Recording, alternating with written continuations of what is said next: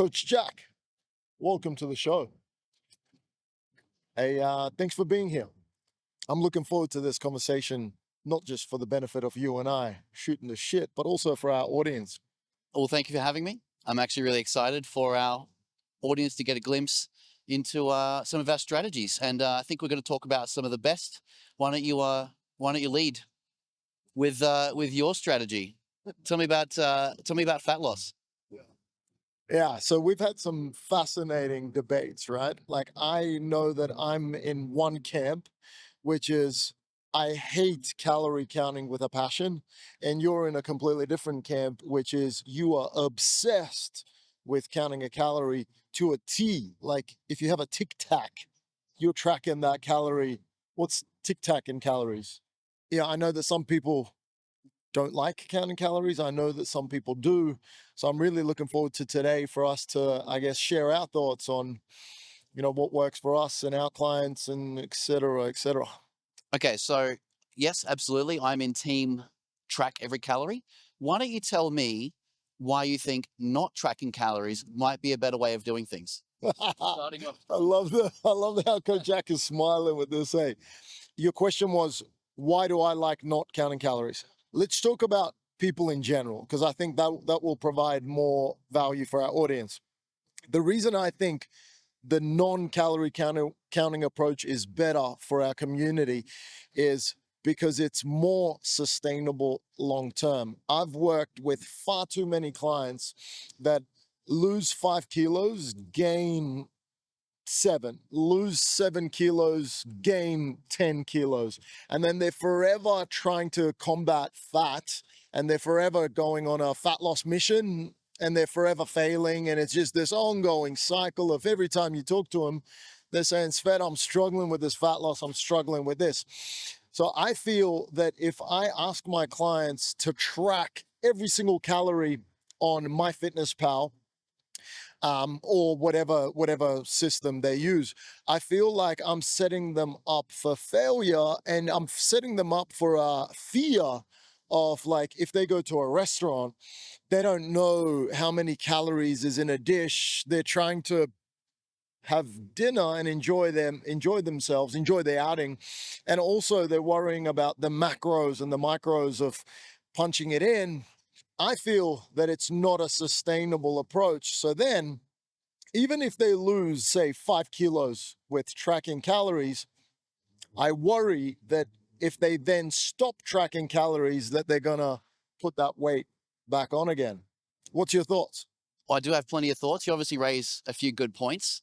I'm of the almost exact opposite opinion that it is actually more sustainable, because the tracking the calories isn't about just tracking your food.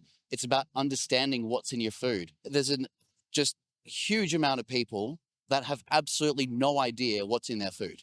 The tracking the food teaches them about what's in it. It teaches them about what might be a standard portion size. It teaches them about what is actually a healthier option when you go out to dinner. It teaches them about actually having to enjoy the foods, or getting to enjoy the foods they actually like, but in moderation, because they've tracked it before and they know how many calories are in it. Even going overboard on your calories is a good thing that I encourage some of my clients to do. But they do so knowingly that they're going over their calories because they've tracked it. They know what's in it. And actually, I think it's a far more sustainable approach, because it's a tool in your tool belt for managing your calories long term, rather than just necessarily like the approach of you've tracked and therefore the habit of tracking isn't sustainable. Whether it's sustainable or not, I don't think is in question. It's rather, it's a tool to teach you about food and understanding what's in it, which is grossly lacking across all people who have struggled with their weight loss. They just don't know what's in their food, and they are enormously underestimating how many calories they're actually eating. And it brings back to light how much calories people are really consuming when they start tracking again. I've got two immediate thoughts. So I'll ask you two questions. Question one is, what would you say? So you've just highlighted that they're underestimating how much calories they're eating, and that's a great benefit, right? Because if they're eating more than what they think they are or what they are reporting they are, then that's a great finding for people. What's some of the other things that you find people learn when they look into tracking their food? So what's some things what's some other good points from it? And then also my second question is, once people are tracking their calories for fat loss, say they've lost 5 kilos or they've lost 10 kilos, do you encourage your clients to continue tracking calories long term? Question one, what are some other things that you can learn? So first thing is just how high calorie some foods are compared to other foods. I often have this conversation in relation to people about nuts. Nuts are perfectly healthy, but they're so high in calories, with macadamias being the highest. So as soon as you remind somebody, why don't you track in your portion of nuts that you're eating, and they realize they're eating 600-700 calories worth of nuts, which might be half of someone's calories for the entire day. 100 grams of macadamia nuts has about 700 calories, which is more than a crispy bacon and cheeseburger from Grilled, and has less protein, and it will not fill you up. And that's only like 24 macadamia nuts. Who stops at 24? So like the learning thing is just simply how high calorie some foods are, and actually just how low calorie some other foods are that maybe you didn't think were that low calorie, like bread. Plenty of my clients originally believed that bread was the devil because it's high in calorie. It's not. A slice of bread has 90 calories, but a tablespoon of butter has 130. With each one having a tablespoon of butter, all of a sudden they think bread is the devil in the details, and it just isn't. It's the butter. It's high calorie, it's dense, and it only becomes that way when you start tracking. So do people continue tracking calories after they've achieved some or all of their weight loss? Absolutely. The goal is to actually relax some of the tracking and actually getting people to eat more intuitively. However, doing other things like maybe weighing yourself every single day could allow you to go, okay, am I actually steadily gaining or losing weight? If so, why don't I track my calories again to see how I'm going? So I absolutely encourage a little bit more intuition after they've actually achieved their goal weight. But if they start going backwards, you then start tracking again. And that brings me back to my point about people underestimating how much they're eating. They might go back to eating what they think is healthy, and they do, but actually just underestimate how much they're actually eating. And therefore tracking is that tool that we then grab out of our tool belt to assess how many calories we're consuming each day, and then we dial it back to make sure that we don't put too much weight back on. It's also a great tool for people who want to maybe actually consider reverse dieting to actually get back up to a normal caloric level so they can feel that they're actually living with a bit more flexibility. So a person starts their fat loss journey with Coach Jack. They learn how to track calories. Can you tell me a little bit about like the struggles that your clients experience in the beginning that you help them overcome with learning how to track calories? So I guess advice for somebody that's never tracked calories before and is listening to this and is thinking, oh, I like the idea of learning about how many calories different foods have. I like the idea of having better awareness about what I'm eating. I'm going to start tracking calories now. What's some potential friction points that they'll have to overcome? So some potential friction points for people to overcome. The first one is that it's not very fun. I think people misinterpret the process of building a physique and fat loss is that you're going to enjoy all the components. And the reality is you're just not. It's going to suck sometimes. And actually tracking it's a bit shit. It's not very fun. So you're just going to have to get over it. The second thing, the second struggle, which is the most common, is that it's not going to be perfect. You're going to fail at it miserably, just like you fail at training or getting your steps in. It's a process of gradually learning how to track stuff properly. And in doing that, you'll end up actually under or over tracking some foods. A good example is I saw someone's tracking and they'd tracked a sausage in as only having 40 calories. And so they had more sausages. And I'm like, for starters, that's wrong, but that's not your fault. That was just a random sausage in the food database you selected. So that challenge is that it's not perfect, but at least they had the right idea in trying to track the sausage and eating what they thought was the correct amount of calories. So yeah, I would say the second main struggle is just not striving for perfection, but striving for consistency. Yeah, that would be the two main struggles. It's not fun and it's not going to be perfect. You're just going to get better, get good. Takes a bit of practice. Do you have any other questions? Because I got a couple for you. Yeah, allow me to hit you with one more question before you start firing. You've highlighted one main benefit to be learning about how much calories food actually contain, which can be eye-opening. What other benefits are there to tracking? So I'd say the main obvious benefit other than education is just going to be accuracy. If you're only about 60 or 70 kilos and you need to lose a few kilos, you might only need about 1,700 calories a day, maybe 1,800 to just exist at that weight, meaning your weight loss calories are going to be around maybe 13, maybe 1,400. That is a very small amount of calories that's extremely easy to overconsume.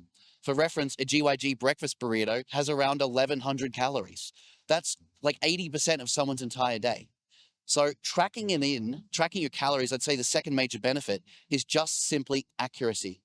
You just cannot guess for 1,400 calories unless you are specifically eating something like maybe diet shakes or meal replacement bars.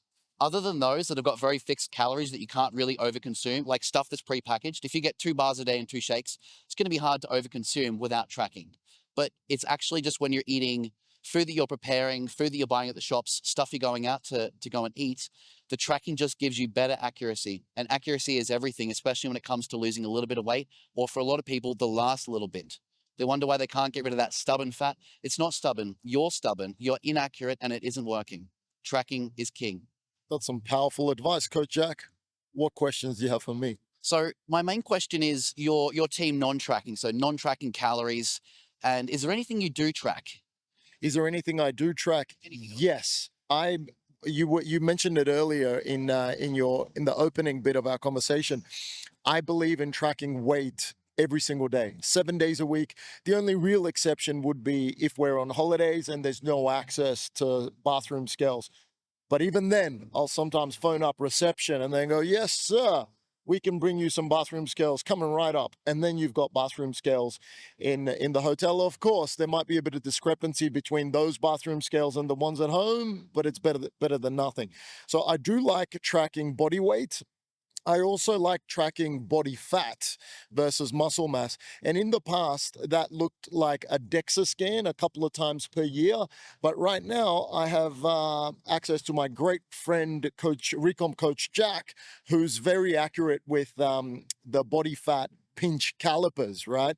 And we've ran that experiment in the past where I've had a DEXA scan, and then within a day or two, I've had you pinch my body fat with the caliper, and it was scary close how accurate the body fat pinch was. I think it was point something off what the DEXA was, and that helped convince me that, oh, okay, maybe the body fat calipers are accurate. Body fat pinch, weigh yourself every day, and progress photos, grabbing my phone and taking a photo in the mirror every couple of weeks. They're the 3 things that I like to track. Am I tracking anything else? Not really, no. All right, well, thank you for that. So with all the things you do track, I definitely agree those are amazing things to try to coordinate and navigate through your fat loss journey. More importantly, if you're a team non-tracking calories, how do you navigate the enormous error margin that you're going to have in your caloric consumption when it comes to fat loss, especially for those last few kilos? What are going to be your strategies for navigating that extra little bit of fat loss when you've got a massive error margin in your calories? Because there will be an error margin because you're not tracking them, so they're just not accurate. How do you navigate that?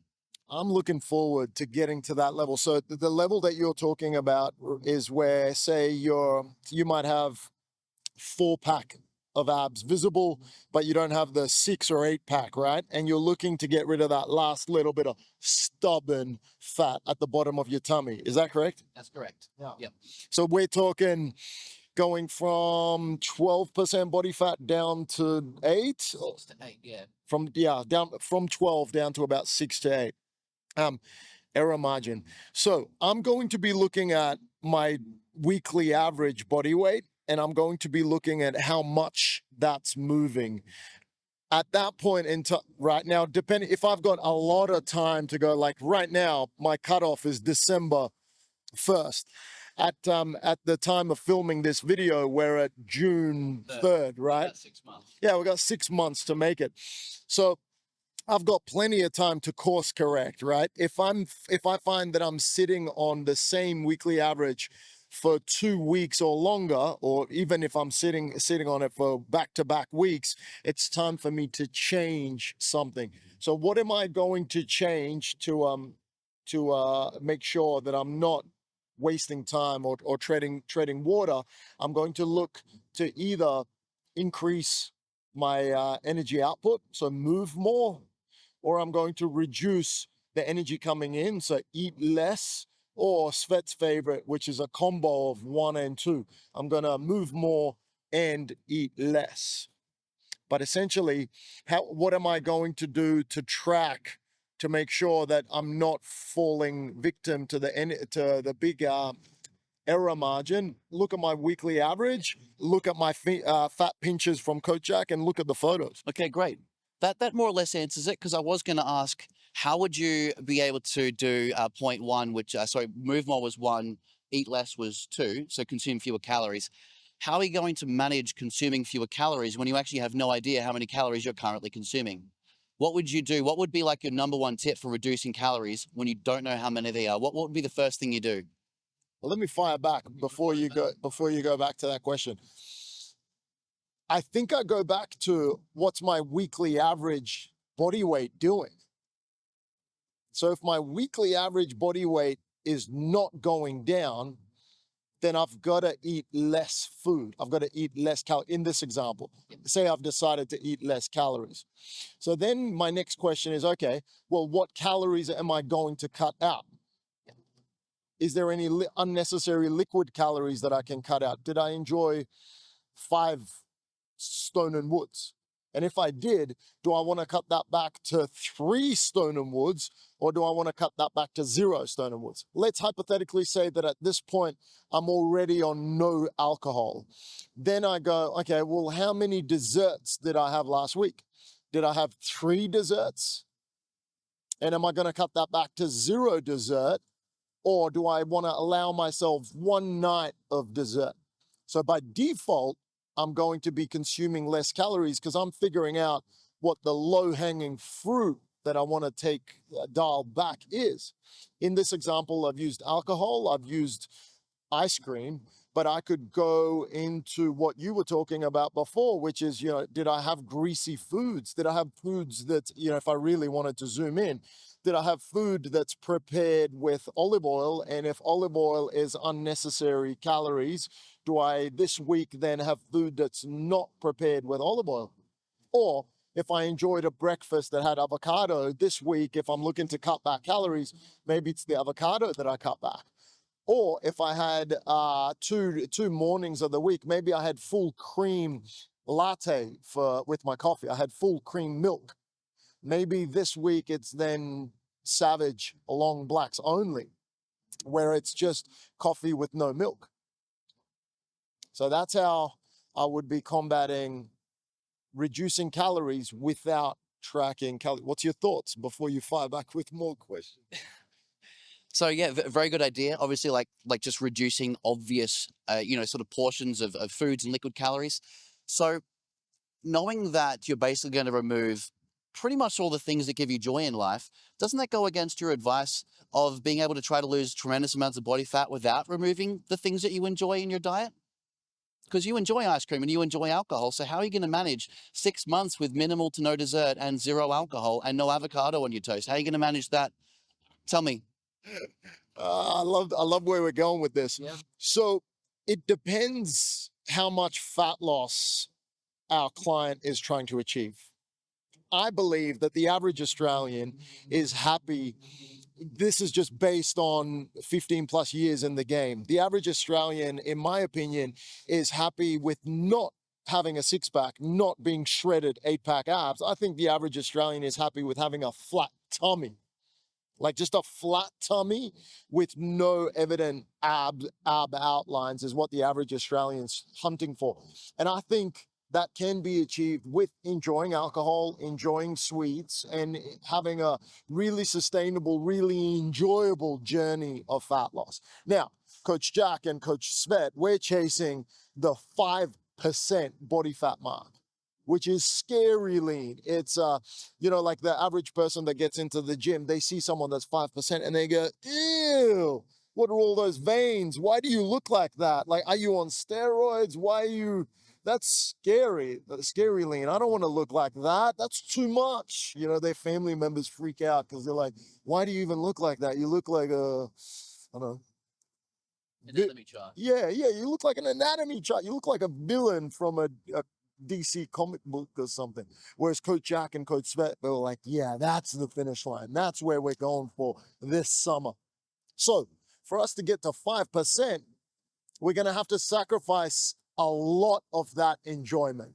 And that for me is the fun in our experiment. And what we're chasing for is how much of that sacrifice am I willing to give up to achieve, the 8-pack, right? And the striations, the veins on the shoulders and the veins on the biceps and the quads, an absolute shredded level. I don't believe that level is achievable without sacrificing enjoyment. But for the average Australian that's just looking for a flat tummy and not scary lean, I think it's doable without tracking calories and without sacrificing their enjoyment, be it alcohol, be it sweets. Now, when we're talking about your average Australian trying to go from being overweight to just maybe flat tummy, I actually agree. Tracking calories might not be absolutely necessary. Good controlled portion sizes, healthy, nutritious food, and very moderated eating out or eating meals you do not prepare is just simply the way to go, because that's what I do. I love ice cream. I love going to Frankie's Smokehouse. I love good food as much as the next person. I feel like I'm able to actually enjoy more of it than your average person because I track it in. I'm able to go out for a meal way off track at least once a week, even while losing body fat, because I'm able to track those calories in. But I do agree that for the average Australian, it's not absolutely necessary. But if we're talking getting absolutely peeled, then yes, I believe tracking calories are absolutely essential. And you disagree, don't you? I disagree. And not only do I disagree, you and I have made a bet that, guys, a couple of months ago, I asked Coach Jack this exact question. I said, Coach Jack, do you believe I can get absolutely shredded 5% without tracking a single calorie? Coach Jack point blank looked me in the face and said, no way, you're not going to achieve it. So Coach Jack and I shook hands and we made a Dylan. We made a bet that both of us are on a quest to get absolutely peeled, shredded by Aussie summer. So we've given ourselves the cutoff of December 1st. December 1st is our cutoff to get to 5%. Coach Jack is doing it without skipping any calories. The man is tracking everything. Like he's tracking a piece of chewing gum. Coach Jack, what's a piece of chewing gum calorie-wise? A piece of sugar-free chewing gum's got like 6 or 7 calories in it. Yeah. Yeah, sugar-free chewing gum, 6 or 7 calories. Even that's getting tracked. And your boy over here is not tracking a single thing. So we'll just sit back and enjoy the show. Let's see what happens. Let's see if I can get just as shredded and good looking as you without counting a single calorie. Part of me actually hopes that you do it because I want to be proven wrong. I think it's good to be proven wrong because I could learn something. So I absolutely hope you're able to do it. And I will be, I'll be really happy when we have this conversation again in 6 months, and I'll obviously be the victor. So yeah, we'll see how we go. I want to tell the audience about where we started, right? Like we started the shred January 2025, yeah? So we enjoyed Christmas, we enjoyed New Year's, and we came back and we're like, right, time for us to start cutting. I was at just over 20% body fat. From memory, I think I might have been, like, before my pinch, I was actually a little bit fat. I was carrying more fat. So I think I would have been around 21, 22. What did you start at when we first started in January? So I first started at about 20.4% body fat. Yep. And we're middle of the year, about 5 months in since we started. And I've lost about 9 or 10% body fat since then, with about 5 or 6% to go. So I'm about halfway. Your last body fat pinch was, yeah, so you've gone from 20.4 to 10.8. I've gone from just over 20 as well. I think I was at about 20.8 or something. I went down to 18.8 and now I'm down to 15.3. So you're ahead of me by about 4.5% as of our last check-in. You've also, in the last couple of months, been doing a lot more digging than me. I had a family holiday in there. I had some events coming up, but you've highlighted that you've got some events coming up now as well. So perhaps this is where I gain some headway on you. Yep. Or maybe not, because you're bloody tracking at every tic-tac and chewing gum calorie. Yes, definitely have had a lot going on this year, a lot more than I thought I would. So progress has been a bit slower. And to manage that progress positively and navigate it, I've found that tracking has been absolutely essential because of that. So I will point out, even though I don't like, I actually give myself about a 30 to 50 calorie allowance per day of all sugar-free treats. So sugar-free soft drinks, sugar-free Powerade, chewing gum. I never ever go over 50 calories worth. That's way too much. So if I have at least 50 calories in the bank, I can always get through with a few Tic Tacs or a bit of chewing gum. So that's how I do it. Got an allowance for it. Hey, so with your fat loss journey that you're on, give us some more insight into this. So, in addition to tracking your calories like a madman, what and weighing your chicken and broccoli every time you think about eating, what are your other like key points that are helping you with the success that you've had thus far? I mean, it's pretty impressive to go from 20% down to 10% where you are now. What's some other things that you've changed about your routine? Talk to me without going into too much detail about your training and are you doing any cardio? What's that look like? So similarly to you, I track a lot of metrics. I go morning weight, evening weight. I also track my average calories across the week, total. I track my skin folds as for my body fat pretty regularly. I also track my steps, and I try to do at least 70,000 steps a week, at least on average. I usually go a little bit over, but that's, better better overestimate the steps by going over and above, and then have to make it up later. So more steps is always better. And one of my strategies here, other than just obviously weighing out food and everything and tracking everything, but most of what I eat is all prepared by me. So at least I always know what's going to go into it. I eat out at least once a week, but I very rarely consume any food that just anyone else prepares for me. I prepare it myself. The other thing I do is I track my training as well pretty closely. I know we're talking about fat loss and nutrition, but I also track all my lifts very, very accurately to make sure I'm not losing too much muscle mass. My loss of muscle mass is going to be more relative, not to my actual composition, but my performance in the gym. If I'm actually losing muscle mass, I'm going to get weaker, I'm going to have less stamina, and I'm just not going to perform as good. And if I start performing a little too terribly, like consistently, a few sessions in a row, I actually bring my calories back up closer to maintenance for about 2 or 3 days, and then I'm good to go. So very similar to you. I also take a progress pic every probably second day. I've got an entire folder in my photos on my phone in my gallery of just like every second or third day, just a selfie, just to make sure. Yeah. Both you and I are taking progress photos, and we both benefit from doing so. Can you tell me if for our audience listening at home, if they're thinking, right, I'm going to start taking some progress pics because I want to track my physique as well.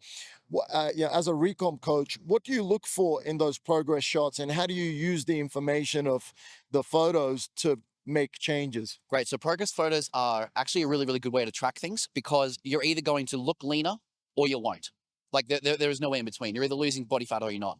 And the thing I look for first is most people lose body fat in what we call their peripherals. So their wrists, ankles, shoulders, jaw, and sort of ribs.